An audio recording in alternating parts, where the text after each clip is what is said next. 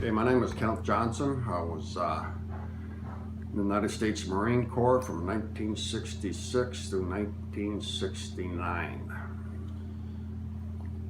Were you drafted or did you volunteer? I volunteered. I enlisted. I felt that at the time that was a thing to do. So, and when I enlisted, I wanted to be part of the best. So that's why I joined the Marine Corps. So you really just wanted to help out? Yes, yeah. I feel it's part of my duty, I guess I say, as a citizen, to help out whenever, wherever I can. So, I say our family history goes back a ways. My wife's father, he was also in the Marine Corps. He was in the islands in World War II. He was over in the South Pacific area. So what was basic training like for you? It was different. I was probably one of the oldest guys in the platoon that I was in, because I didn't go in until I was 20 years old, and everybody else in the platoon was a number of 17-year-olds, soon to be 18, but most of them were 18 years old. And so I took my training in San Diego, California. It was what they call the Hollywood Marine, and I was there for 8 weeks, and then I was at Camp Pendleton for another 6 weeks on top of that. And then from there, I was assigned duty in Hawaii. I was there for 10 months for more training, specialized jungle warfare training in that there. So I was there until, I think end of July, first part of August of '67. So basically I was in training from June 29th of 1966 to about towards the middle of August 1967. So it was about 14 months, which included a lot of specialized weapons in that there too. It's a broad spectrum training. What happened after basic training was done? Where'd you go? Okay, after I got through with Hawaii and everything, was sent home on leave. I think I was home for 2 weeks, 10 days, something like that. I can't remember exactly. And then back to California to Camp Pendleton for about a week or so of, I guess you could say, in-country orientation about Vietnam and that. And then on an airplane, flew to Okinawa. I was there in Okinawa for 1 day. Okinawa was an island in the South Pacific there. It was part of the chain of islands, part of the atolls where a lot of heavy World War II fighting was going on.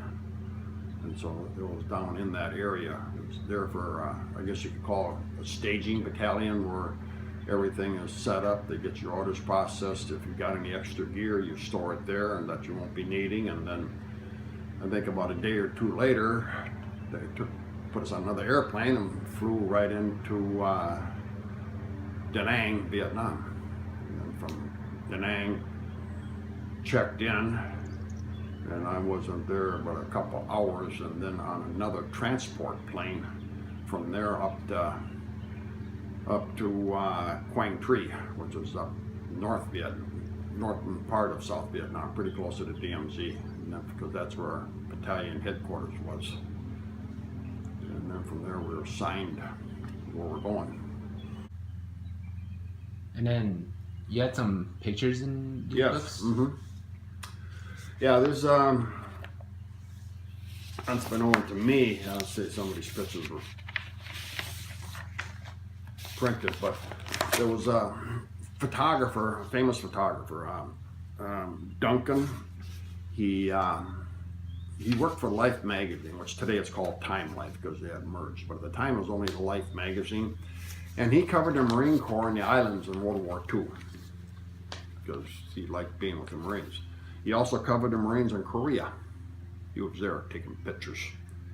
And then when I was there, he wanted to see the Marines in Vietnam.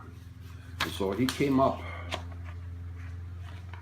I guess you could call it, what the area that we were in was called Leatherneck Square. That is totally Marines up there, which is a pretty heavy fighting area because it was a main highway route coming from North Vietnam to and through South Vietnam. And so that was an area that North Vietnamese army wanted.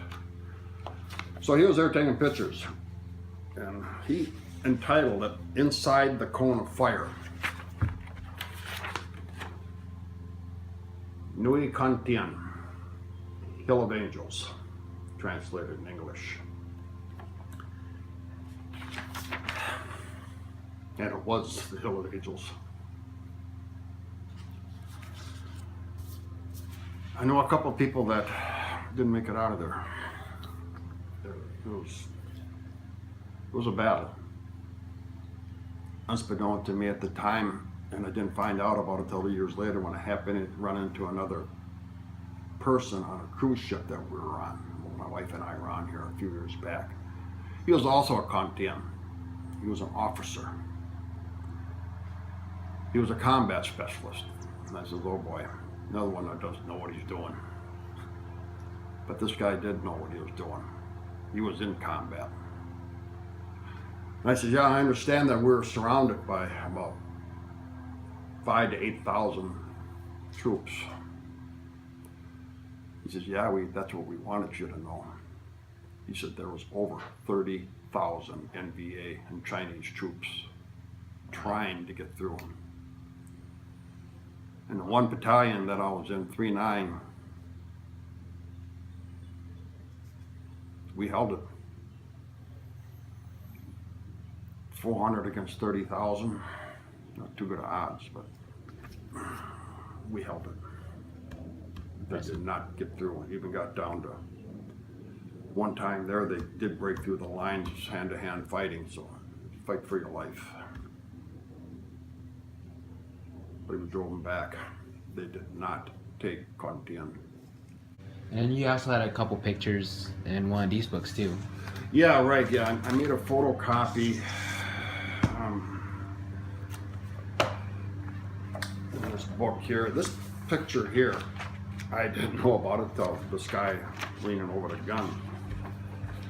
He told me, hey, look in the March 1968 Leatherneck issue. That's a Marine Corps magazine. We're in there. He was right. That's a picture I copied, and they used the same picture in this book right here. It's a series of books about Vietnam, from the beginning to end. All the different missions, whatever. It's me right here. And there again, me right up here, outside the wire. They found out when I was over there for a short time that I knew how to read a map. I guess that was my mistake. If you're a map reader, guess what? You're a forward observer. So that means I was a forward observer.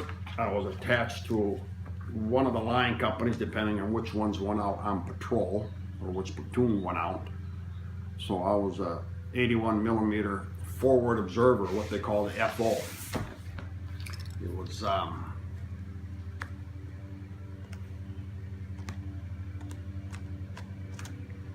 got a copy of that map in here somewhere. But I brought that map back home with me, one of them. One of the three that I had with me for different areas.